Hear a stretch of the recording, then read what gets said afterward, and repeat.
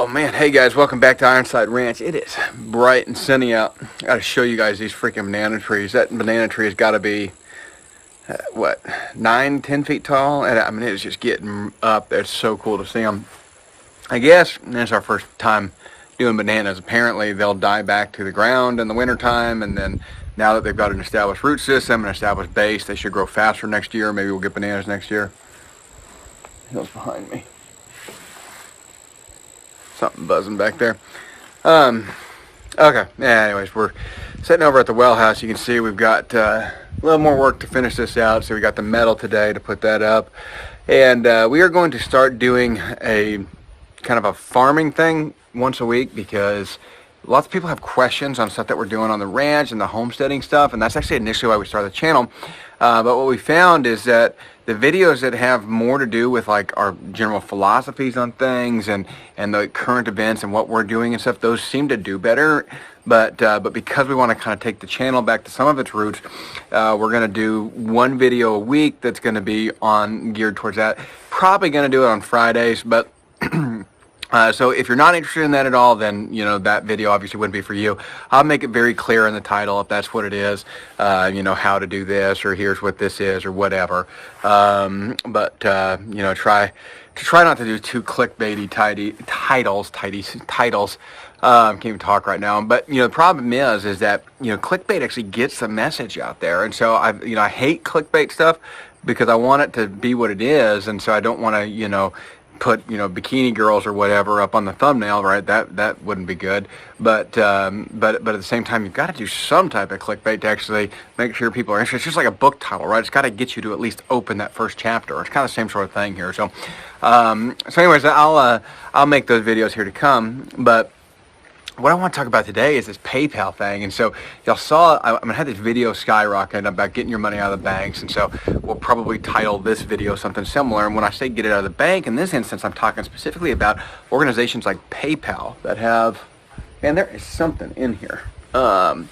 Organizations like PayPal that have so much control over your finances, right? So there's a lot of people that use PayPal specifically for business transactions, right? So if you buy things for vendors that sell on Facebook Marketplace, I don't know if Etsy uses that, but I know like eBay, that's kind of how PayPal started, was specifically for eBay. We actually use it for the credit card processing. It's more expensive, but they made it so convenient, integrates with our software. It works out really, really well. So we use it for credit card processing for our company. Well, they've just decided that they were going to do $2,500 fines anytime there was misinformation. So if you promoted misinformation and you had a PayPal account, they could fine you $2,500, right? Which is unbelievably unethical. And I mean, I can't imagine that that's legal, but who knows? I guess if you agree to it, the terms and conditions, they can always make that argument that, hey, you agreed to the fines, and these are the rules on it. But it's up to them to subjectively decide on the misinformation. Well, it turns out, but I was actually going to do the video on this the day I heard about it, and then as soon as I heard about it, Economic Ninja posted his video talking about how, hey, that's off, PayPal took it back. I was like, oh my gosh, they have backtracked this fast, and they said, well, it was an error, right? They uploaded this change in error.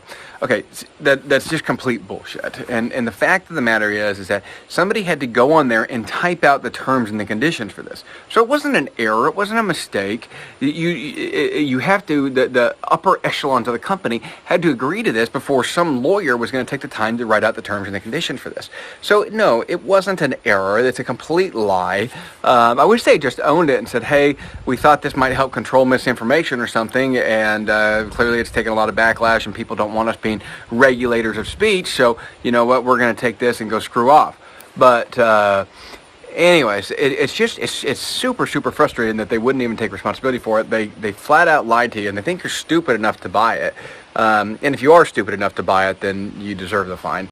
So anyways, I guess the question kind of comes back to what are we doing with these these issues, because PayPal, for all practical intents and purposes, is a bank, right? I realize they don't identify as a bank, and I don't think they identify as a bank anyways. I don't think they're like FDIC insured and everything, but for practical intents and purposes, they're a bank, right? You can store money there, you can make transactions, you can get a debit card from them. I mean, they're a bank, and they're an online bank. Like I said, I'm not sure if they're FDIC insured, so I'm not sure if they actually qualify. But somebody put that down in the comment if you know the answer to that. But it doesn't really matter. We don't think of PayPal as a bank, even if they are. So it's kind of a moot point anyways. But the fact is that we treat them like a bank, and there's things like Zelle or whatever, and all and I don't use any of these things. I'm kind of old school. I like checks and checks and cash. To me, that's the way to do transactions. But credit cards are nature of business, and they are very convenient. You don't have to make bank runs. But PayPal is a bank, and so the fact is that this bank is trying to regulate your speech by their policies. And if they can get away with it, if they can legally do it, then every bank can, right? So any other bank can do this same type of crap, and there'll be no Consumer Financial Protection Bureau that actually does anything and that jumps in on this. You're just going to lose because you agreed to it in the terms and the conditions. Even though in modern life you virtually have to have a bank account. I can't even imagine trying to get through life without having a bank account now. You have to agree to those terms and conditions. They've kind of tied your hands with it. They've made it to where we have to use it, and because I don't even know how you pay your taxes and stuff like that, because without it, I mean, it'd be incredibly difficult without a bank. So anyways, so getting your money out of the banks, well, how do we do that? Well, like I said in previous videos, we diversify through several banks. I like credit unions as a general rule. Not all credit unions are created equal, but as a general rule, credit unions are better than banks, and so we go to a local credit union. We have various banks, and we have different banks for our businesses. Our personal and our business accounts are all at separate banks. Part of that's for an ease of accounting, by the way, because you'll have an account, if you have your personal and multiple businesses at one bank, login stuff becomes confusing, and then your accountant might log into the wrong account and log a receipt from this business when it's supposed to be under this business. It can create some issues, especially if you have them give them access to like your payroll and stuff like that, which any businesses with payroll, you guys understand, if you've got 10 employees, a lot of times you have an accountant or a bookkeeper or something that does the payroll stuff for you, and they issue that stuff out, and so you have to give them some limited account access. That's how we do it. But anyway, so you have to start working on getting money out of this bank and getting money out of these systems. I like cryptocurrencies as far as a way of holding cash. I like things like gold and silver. I like assets. I like assets that produce money.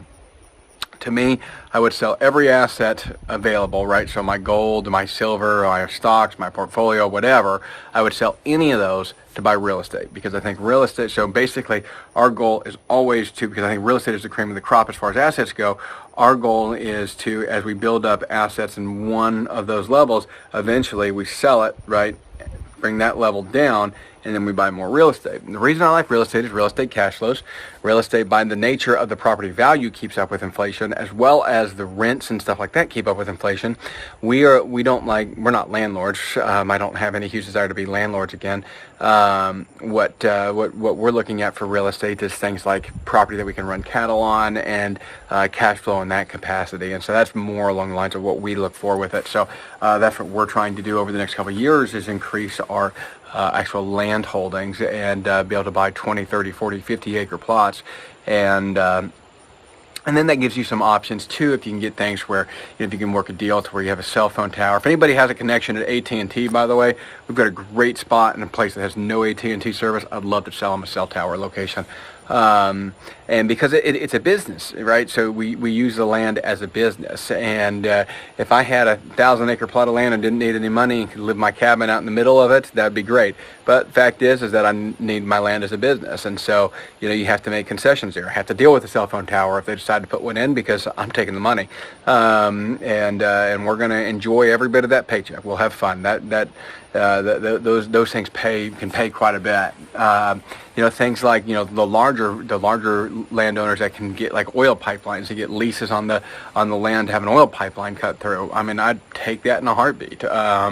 And the fact is that you have to look at your land as a business, as a cash flowing business.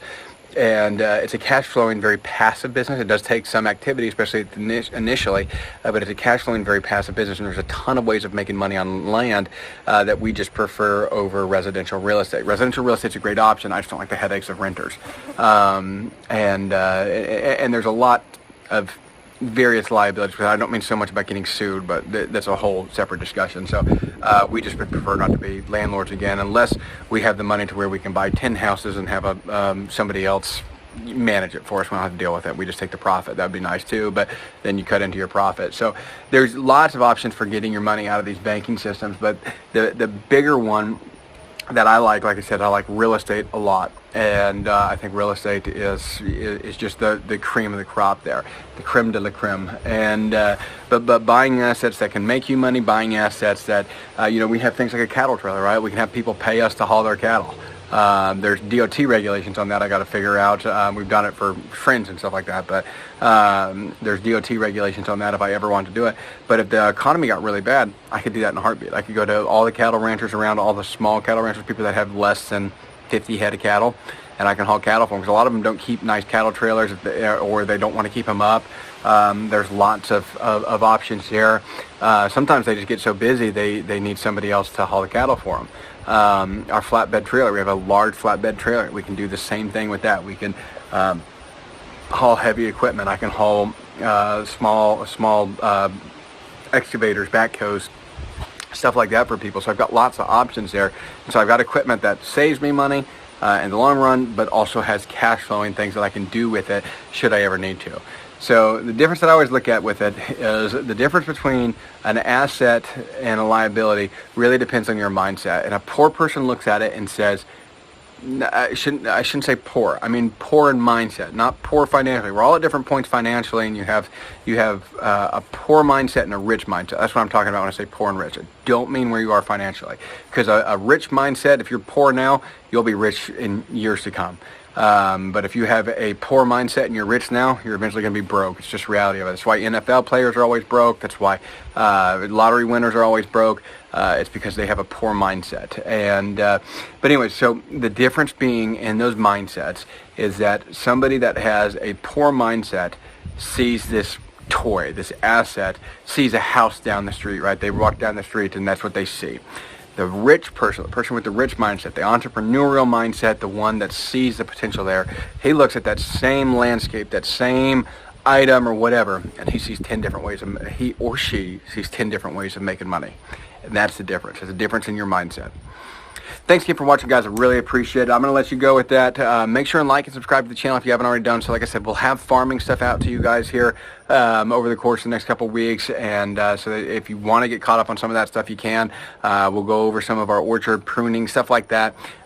We've got some new chicken feed that we're going to talk to you guys about. We got the company sent us some chicken feed to test out for them. So we'll send you guys some information on that. And other than that, we'll talk to y'all later.